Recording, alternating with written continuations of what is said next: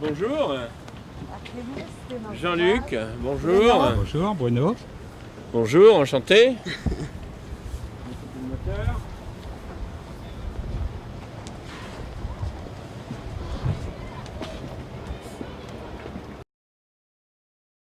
On devait avoir peut-être 3 mois d'existence. On comptait seulement quelques centaines de membres.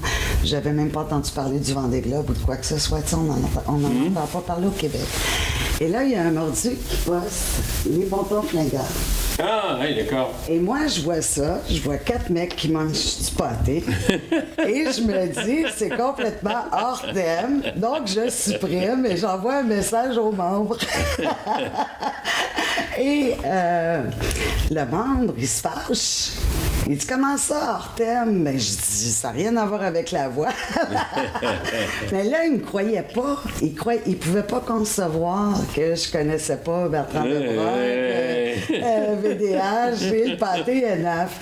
Et c'est amusant parce que là, après ça, j'ai su et finalement, on a Bertrand qui est avec nous, on a vous qui êtes avec nous. Et NF nous a envoyé une boîte dédicacée au monde du voile aussi. D'accord. C'est marrant. Alors, je voulais me faire pardonner. Et pour me faire pardonner d'avoir viré votre vidéo, je vous offre la potion magique des Québécois. Ah, le sirop Le d'érable. sirop d'érable, qui est en fait... j'ai rencontré un compatriote ici sur le village du Vendée, c'est Québec Saveur. Et je lui ai demandé, écoute, ça serait cool qu'on donne notre potion magique au Sképar. Alors, pour me faire pardonner d'avoir viré votre c'est très vidéo. gentil, merci. Et je vous laisse la carte. Son nom, D'accord. c'est Claude Chamberlain. Ils sont juste à côté de Lionel, en fait. D'accord. Juste à côté du bateau. Et c'est un grand honneur pour nous de vous avoir parmi les mordus. Et c'est aussi un grand honneur pour moi de pouvoir vous interviewer. Quel beau marin. Ben écoute, il n'y a pas de souci. Bonjour les mordus. Alors aujourd'hui, je suis avec Jean-Luc, surnommé VDH. Je suis incapable de prononcer votre nom, je m'en excuse. Pouvez-vous nous... Eh ben, je m'appelle Jean-Luc Vandenet, mais c'est vrai que c'est beaucoup plus simple, VDH. Donc, les gens m'appellent plutôt VDH. Alors, VDH est parmi les mordus. Jean-Luc, c'est un mordu de voile. On en est ravis d'ailleurs. Et aujourd'hui, je tenais à l'interviewer parce que il se prépare en fait avec Lionel Régnier à faire la Golden Globe Race. Donc, j'aimerais que vous nous parliez un petit peu de cette course-là parce qu'elle est quand même assez particulière. Alors, tout a démarré en 1966. Il y avait un marin célèbre à l'époque, Chichester, qui a fait un tour du monde en 2 étapes. Et donc, suite à ce tour du monde en 2 étapes, il s'est arrêté en Australie, il était parti d'Angleterre, il s'est arrêté en Australie, il est revenu en Angleterre. Il y a beaucoup de gens qui se sont dit, nous, on va le faire sans s'arrêter. Et le Sunday Times, qui a eu vent de cette histoire, a dit, ben voilà, moi je vais organiser une compétition où les gens partiront quand ils voudront, entre le 1er juin et le 30 octobre. Et il y aura 2 prix. Il y aura un prix pour le premier qui reviendra, et il y aura un prix pour celui qui aura été le plus vite. Alors, tout de suite, il y a eu une certaine effervescence autour de ce projet. 9 navigateurs sont partis. Il y en a qui ont essayé de trouver des sponsors. Personne, en réalité, n'y est arrivé. Et 9 navigateurs sont partis. Robin a été dans les premiers à partir, puisqu'il est parti le 14 juin, Robin Knott-Johnson. Et ça a été le seul arrivant sur les 9. Et il y a eu plein d'histoires. Il y en a un qui s'appelait Donald Crowhurst, qui est parti le dernier jour et qui a donné des positions qui étaient un petit peu optimistes par rapport à la réalité. Et du coup, arrivé dans l'Atlantique Sud, plutôt que de continuer avec ses fausses positions, il s'est dit, je vais rester dans l'Atlantique Sud et je vais m'attendre, en continuant à communiquer de temps en temps, mais très peu. Donc, Et donc, il a triché. Et il est resté plusieurs semaines, enfin plusieurs même mois, dans l'Atlantique Sud. Il a même fait une petite escale, d'après ce qu'on a retrouvé après son livre de bord. Et à la fin, il a eu peur qu'on découvre la supercherie. Il a annoncé qu'il avait passé le Cap Horn et qu'il allait rentrer. Et c'est lui qui aurait gagné sûrement. Et donc, il y avait des gens qui trouvaient ça bizarre, les fréquences sur lesquelles il communiquait, tout ça. Et un jour, on n'a plus de communication et on a retrouvé son bateau vide, les 2 journaux de bord, et il s'est suicidé. Voilà, voilà, ça a été une des histoires, parce que c'est pas la seule. Il y a, il y a Bernard Moitessier qui était assez connu en France. Il y avait 2 Français, Loïc Fougeron et Bernard Moitessier.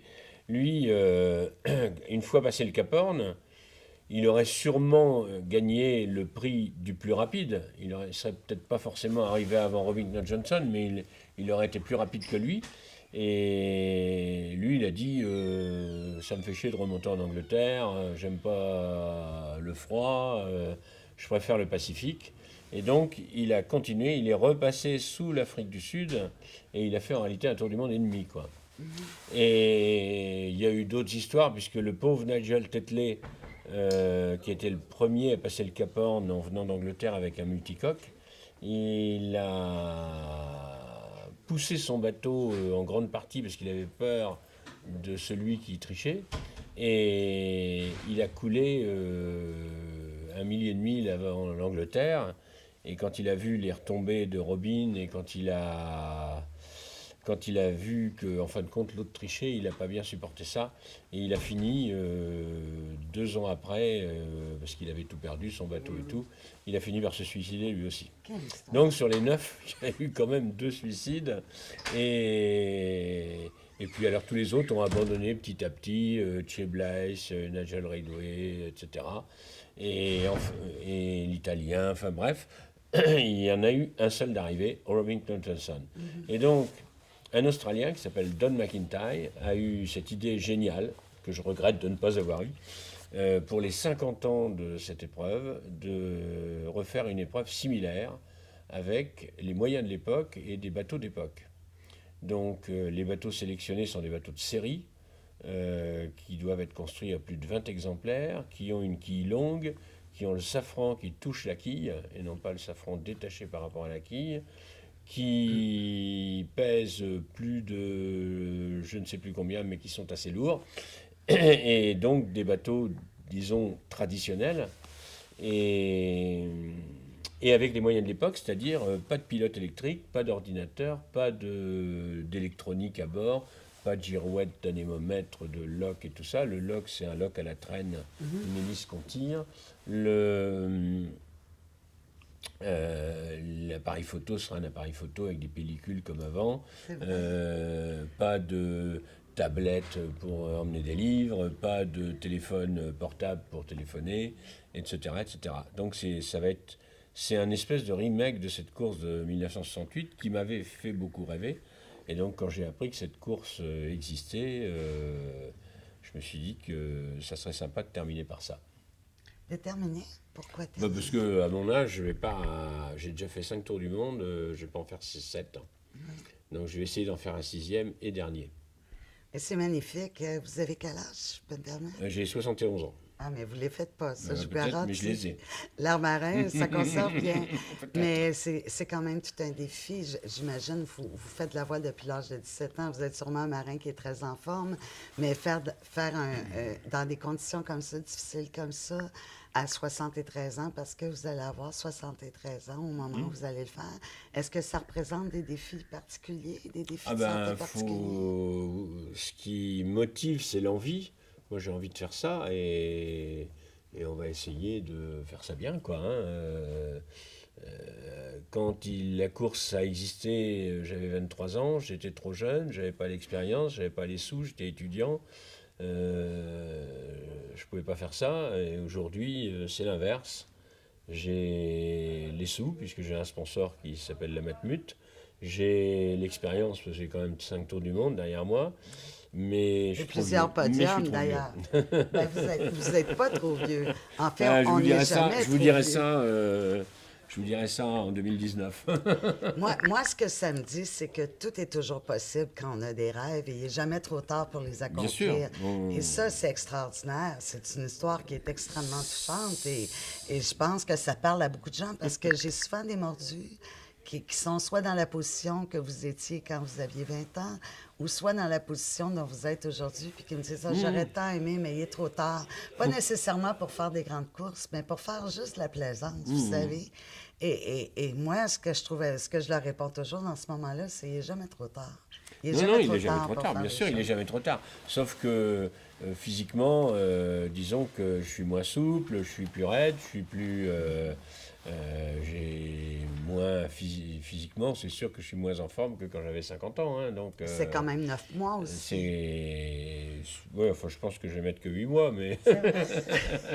Alors, les défis lancés, VDH en 8 mois, c'est merveilleux. Oui, je pense qu'on va pas mettre plus de 8 mois. De toute façon, je prends 250 jours de nourriture, donc il faudra que je mette moins. OK, sinon, il faut pêcher beaucoup. Oui. Je suis pas très fort dans ce domaine-là. Où est-ce que vous en êtes à l'heure actuelle, 2 ans avant, comme ça, à la préparation? Dans la préparation, c'est quoi les étapes? J'ai acheté le bateau l'année dernière, en 2015. J'ai beaucoup navigué l'hiver dernier. J'ai fait une liste de travaux. J'ai mis le bateau en chantier pendant 6 mois. Là, ça fait 6-7 mois qu'on est en chantier. J'ai changé beaucoup de choses. Vous l'avez mis à votre main, finalement. Vous avez pu le tester, puis... voilà, je l'ai testé, et puis j'ai modifié un certain nombre de détails. J'ai amélioré, je vais changer le mât, je vais changer le gréement, je vais remettre des nouvelles voiles, changer le moteur. J'ai vérifié les ancrages au banc, enfin j'ai fait tout ce qu'il y a à faire sur un bateau pour l'optimiser au maximum et essayer d'arriver au bout. Oui, c'est génial. Bon, avant de gagner de la vitesse, il faut d'abord arriver au bout. Jean-Luc, vous êtes un homme de passion de voile, mais aussi de passion de musique, d'après ce que j'ai pu voir. Parce que ça fait 2 fois que je vois que vous passez avec votre bande. Et moi, j'adore ça. Je chante, j'ai une voix assez rauque. Je chante pas très bien, mais j'adore chanter, spécialement avec des musiciens. Et là, je voyais ça passer, puis la première fois... Zut, j'étais encore au Québec. Et là, je suis arrivée, puis là, je vois que vous avez passé il y a 2 jours. J'ai dit, zut, je l'ai encore manqué. Mais là, vous passez encore le 4 novembre. Oui, tout à fait. Le 4 novembre, à quel endroit? On passe au Vogue, qui est le bar-brasserie du Vendée Globe, dans le village. Oui. Et donc, on repasse le 4 novembre à 19h. Moi, je vais être là, c'est sûr. Ah ben, très bien. Mais j'aimerais savoir quel genre de musique vous faites. C'est qui votre band? C'est votre deuxième passion, la musique, finalement, après la voile? Ben, je faisais ça quand j'étais jeune. Et puis, tout à fait par hasard, j'ai rencontré un groupe de musiciens qui n'avaient pas de chanteur. Et on s'est bien entendu. Et ça fait maintenant plus de 10 ans qu'on est ensemble. Alors... quand il y a des événements de voile, souvent on nous demande d'intervenir et d'animer la soirée. Donc voilà, c'est tout simple. C'est quel type de musique que vous faites? Alors on fait un peu de tout. On fait du rock, on peut faire des trucs un peu doux et tranquilles, ou on peut faire des trucs plus animés et plus remuants. Donc ça va de Johnny à Sardou, en passant par Aznavour et la compagnie créole. Et enfin voilà, c'est très divers, c'est très varié. C'est ça que les gens aiment bien. On fait des reprises de choses que les gens connaissent et qui ont été des succès. Et donc ça entraîne les gens et il faut croire que ça plaît puisqu'on nous fait revenir. Vous avez un album? Oh non, nous on fait que du live. On veut un album, les mordus. Non, faut écrire à VDH, on veut un album. En fait, il y a un chanteur québécois, country québécois, qui s'appelle Paul Darèche, qui a écrit une très belle chanson sur la voile, qui s'appelle « Je suis parti au bout du monde ». Et je vais vous la faire parvenir. Je vais vous envoyer le lien par Messenger Facebook là-dessus. Cette chanson-là, c'est celle que je préfère dans le milieu de la voile. Peut-être qu'éventuellement, vous l'aimerez assez pour l'inclure à votre répertoire. Oui, peut-être. Oui, pourquoi pas. Mais j'aimerais beaucoup avoir un album. Non, on ne fera pas d'album parce qu'on a tous... c'est un boulot monstrueux. On a tous des occupations. Moi, j'ai mon challenge que je prépare. Et donc, je lève même un petit peu le pied dans le domaine du groupe parce que, justement, j'ai beaucoup d'occupations, quoi. Est-ce que vous nous autorisez à en filmer un petit bout quand on va y aller l'autre jour Oh, pour bah, qu'on vous faites puisse comme vous montrer au voulez. mordu? Il y a des tas de trucs qui traînent sur Internet, donc il n'y a aucun problème. Ah ben, On peut on pas va, vous empêcher de filmer. on va pouvoir vous faire connaître ça, les mordus. Une dernière question. Vous avez des petits-enfants? Des enfants, des petits-enfants? J'ai des enfants, des petits-enfants, bien sûr. Combien? J'ai 2 enfants et 5 petits-enfants.